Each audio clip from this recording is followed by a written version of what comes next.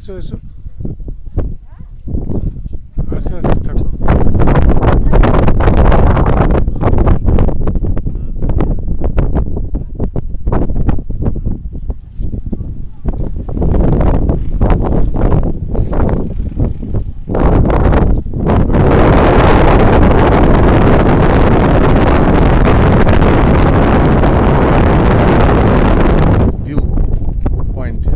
এখান থেকে আসলে কুয়াশায় ঢাকা সমস্ত, এখান থেকে তিস্তার ভিউটা পাওয়া যায়।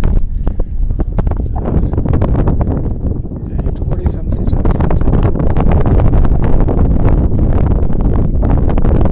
এই হলো চারদিকটা। ওই উপরে শিবের মূর্তি।